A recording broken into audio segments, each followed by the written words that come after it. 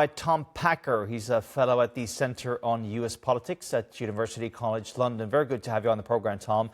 Let's just take a step back here and look at the bigger picture. On the one hand, we had this meeting in Paris, European leaders trying to lobby the U.S. to help them stop Russia from invading Ukraine. And then at the same time, you've got the U.S. president who just sent his troops to capture a foreign leader. And now Trump's threatening to take over sovereign territory of a European and NATO country. If I'm not mistaken, the atmosphere there in Paris was quite tense. What's your reading here of the situation? I think one has to some degree to look at those three things. Obviously, they reflect a sort of common vision. But what's happened on Ukraine, which arguably should have happened earlier, is that the United States has less of a priority on Ukraine than Europe does, for very unsurprising reasons. They have more interest in East Asia, where Russia's important. They are less concerned with Ukraine. They are less worried about Russia. And so has been trying to push some kind of peace deal, reflecting, I think, an interesting aspect of Donald Trump, that he quite likes brief military incursions, but really dislikes long-term wars. And you can see him even saying that in the 1980s. That's not a new thing from him.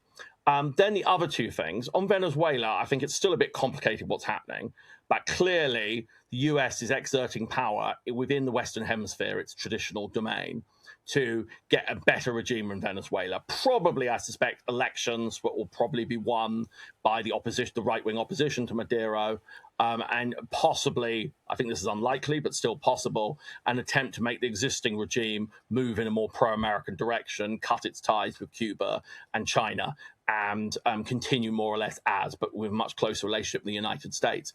The Greenland thing, I think, almost needs to be seen very much, not so much the aspiration to get you Greenland. I'm very dubious that's worth doing for the United States for lots of reasons I can go into if you and your viewers are listened to. But the way it's being done and the sort of implication there might be force, I think needs to be seen very much as sort of very 2000s and 20s trolling culture. And if you look at the actual comments made, they tend to be very carefully phrased. So Stephen Miller, his advisor, said no one's going to be fighting the US for Greenland. Obviously, that's double-edged. That could equally mean the US isn't going to invade Greenland. Even the statement today, I went and looked it up, and what happened is the press secretary said, made no secret we want Greenland, or words to that effect. And so options are on the table, and there's always the option of military force. Not suggesting it's any more likely than it would be in any other circumstance. I may yet be wrong on this. I've been wrong before, but I'm very confident the United States will not invade Greenland for lots of reasons, including massive political opposition within the United States, but unclear Trump is willing to start a war for this. But of course, Tom, the background here is the U.S. just sent its military forces into Venezuela and captured Maduro and brought him back to the U.S. So obviously, he's not afraid of using the U.S. military forces to do something that he wants. And the Prime Minister of Denmark, Mette Frederiksen, she obviously thinks this is very serious, saying it would mean the end of NATO if Trump does that. Do you agree with that this would mean the end of NATO? If he did it, as I say, I'm so confident it won't happen. I think it's an interesting question. I kind of suspect a lot of Eastern Europe will want NATO, even if the US was going around invading Greenland. I don't think they'd be left. Obviously, for Denmark, it would be a very big deal. But, Cyprus and Turkey and Turkey and Greece fought in the 1970s. They were NATO members. And the United States is the most powerful NATO member. In some ways, it defines NATO. But to do the Maduro comparison, which I think is very helpful there, it's a very different comparison. One is that they weren't invading to capture territory. They were trying to change regimes, which the United States has done a lot lately. I'm definitely not suggesting that's outside the cards, the US intervening to change regimes. Secondly, of course, they had a pretty strong argument. The elected opposition, by most accounts, won the elections in Venezuela and has been calling for a US intervention. So in a sense, there are two governments in Venezuela, and they were coming on behalf of one government against the other government, the one who won the election over the ones who cancelled the election. And the kind of intervention of Maduro happened, it was technically very impressive to the extent one wonders if they had inside help within Venezuela, within the Venezuelan regime for achieving this. But it's the kind of thing the United States has done all the time, is overthrow governments. Invading to acquire territory, they haven't done since the 19th century. So that's a different story. And I think even if Trump himself would do that, and he has a slightly unpredictable nature to him, I think the level of opposition among the US public, the US Congress, and the very, very weak the legal problems for the Venezuelan invasion, you could certainly argue against it, but you have arguments for it. I don't think there's really any argument that he can invade Greenland and lay claim to it on his own basis without a vote from Congress. Well, Tom, if you listen to the words of Donald Trump, he says this is a national security priority.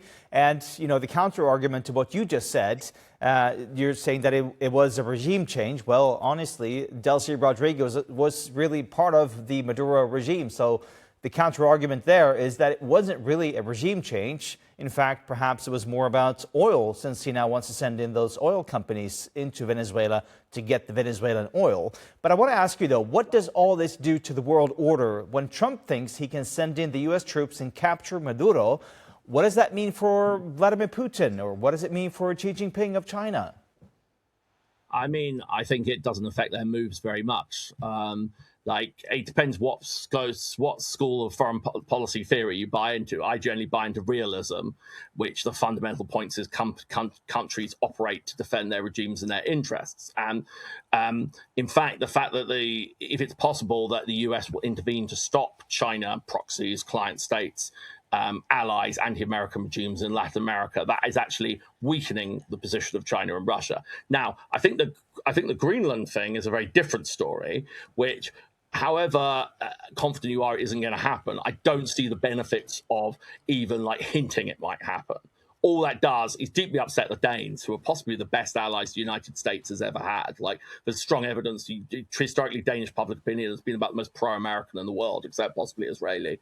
And have a very strong history of being very good allies. And when one thinks about it, what will they get out of Greenland?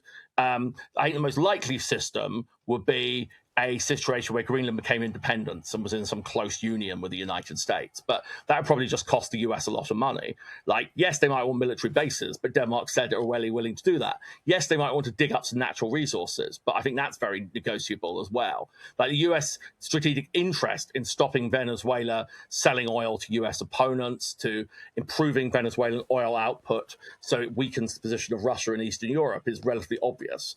This stuff in Greenland, I think, even if it isn't talking about hinting, I think would probably be the best term for it, at invading and pointlessly pissing off US allies, doesn't have a strategic rationale behind it in the same way. And I think the Secretary of State agrees with me, because he's been very heavily involved in the Venezuelan thing and seems to be staying as far away from the Greenland thing as he possibly can. Marco Rubio, the Secretary of State. All right, Tom Packer, so good to talk to you. Always interesting to have you on the program. Thank you so much.